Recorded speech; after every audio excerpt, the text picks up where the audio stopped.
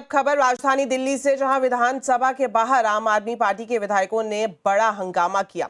आम आदमी पार्टी विधायकों ने आरोप लगाया कि उन्हें सदन में प्रवेश नहीं करने दिया गया, जिसके बाद पूर्व सीएम आतिशी की पुलिस के साथ बहस भी हुई और आतिशी के साथ आम आदमी पार्टी के 21 विधायक विधानसभा के बाहर धरने पर बैठ गए। आपको बता दें, आपके 21 विधायक पूरे सत्र के लिए निष्कासित है, जिसके चलते पुलिस ने उन्हें विधानसभा में जाने से रोका।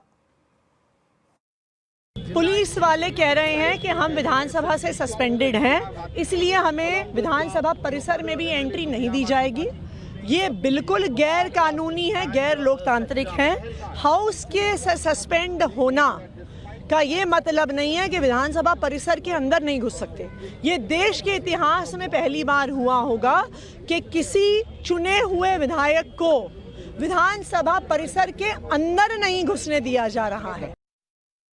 अब उपराज्यपाल के अभिभाषण में उसको डिस्टर्ब करना एक बड़े स्तर की अवहेलना है, सदन की मर्यादा को तार तार करना है।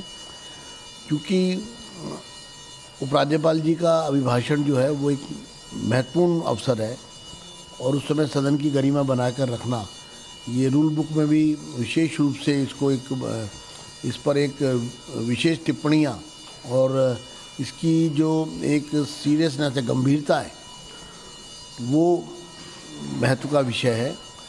इसलिए जब उनको निष्कासित किया गया उससे पहले चेतावनी भी दी गई थी। तो जिस तरह से आपने तस्वीरों में देखा, एक तरफ दिल्ली विधानसभा के बाहर आप विधायकों ने प्रदर्शन किया, वहीं दूसरी तरफ सदन के अंदर बीजेपी विधायक ओम प्रकाश शर्मा ने दिल्ली में सीसीटीवी कैमरा घोटाले का आरोप लगाया और पूरे मामले की जांच कराने की मांग की, जिसके बाद मंत्री परवेश वर्मा ने भी इस मामले में घोटाले का आरोप दोहराया और पूरे मामले पर जांच की बात कही।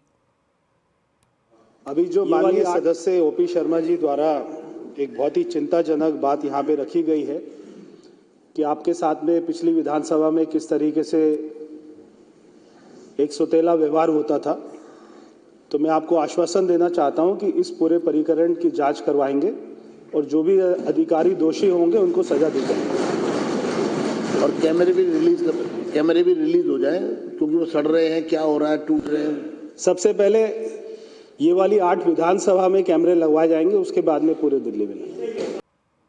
अब आपको दिखाते हैं सीएनबीसी आवाज की एक्सक्लूसिव खबर। इन दिनों सबकी निगाहें इस बात पर टिकी हैं कि अगला सेबी चेयरपर्सन कौन होगा, क्योंकि मौजूदा चेयरपर्सन का कार्यकाल 28 फरवरी को यानी कल खत्म हो रहा है। सीएनबीसी आवाज को मिली एक्सक्लूसिव जानकारी के मुताबिक इस पद के लिए एक आईएएस और एक आईआरएस अफसर का नाम सबसे आगे है। एक्सक्लूसिव डिटेल्स के साथ अब हमारे साथ जुड़ गए हैं वरिष्ठ सहयोगी लक्ष्मण रॉय। तो लक्ष्मण जी, बताएं, क्या एक्सक्लूसिव जानकारी है आपके पास? क्या लग रहा है, कौन होंगे अगले सेबी चेयरपर्सन? जी, दरअसल जब मैंने ये जानने की कोशिश की कि कितने आवेदन आए, तो 17 फरवरी तक आवेदन देने की आखिरी तारीख थी। और आपको जानकर आश्चर्य होगा कि यहाँ पे 10, 20, 50 नहीं, 150 से ज़्यादा आवेदन यहाँ पे किए गए उन लोगों की तरफ से जो सेबी चेयरमैन बनना चाहते हैं। अब सेबी चेयरमैन बनने को लेकर कितनी ज़्यादा दिलचस्पी है लोगों में, इसका अंदाज़ा आप इसी बात से लगा सकते हैं। और जिन लोगों ने आवेदन किया उसमें अच्छे खासे बहुत ही प्रभावशाली आईएएस ऑफिसर्स हैं, उन लोगों ने आवेदन किया कि हम सेबी चेयरपर्सन बनना चाहते हैं। जी, कई सारे इंडियन रेवेन्यू सर्विस के लोग तो उन्होंने आवेदन किया कि हम बनना चाहते हैं। और तो और प्राइवेट सेक्टर के जो कैपिटल मार्केट से जुड़े हुए लोग हैं उनकी भी संख्या काफ़ी ज़्यादा है, करीब 20 से ज़्यादा संख्या है जिन्होंने आवेदन किया कि हम सेबी चेयरपर्सन बनना चाहते हैं। उसके बाद सर्च पैनल ने सारे आवेदनों की स्क्रूटनी की, उसकी छटनी की। कुछ चुनिंदा नाम जो है अंतिम रूप किए गए हैं, कम से कम 3 या 4 नाम है जो सूत्र बता रहे हो, उसको अंतिम रूप दिया गया है और उन्हीं में से किसी एक के हरी झंडी मिल सकती है। अब फ्रंट रनर की बात रही तो मुझे जो सूत्र बता रहे हैं कि एक आईएएस ऑफिसर हैं जो इस दावेदारी में सबसे आगे चल रहे हैं। बहुत हद तक संभावना है कि उनको सेबी चेयरपर्सन बनाया जाए।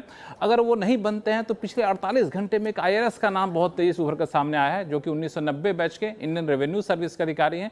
उनका नाम काफ़ी तेजी से निकल कर आया है, तो वो भी बन जाए तो आश्चर्य मुझे नहीं होगा। लेकिन 2 बातें जिसकी संभावना काफ़ी कम है कि मौजूदा चेयरपर्सन को एक्सटेंशन मिलेगा, इसकी संभावना कम है।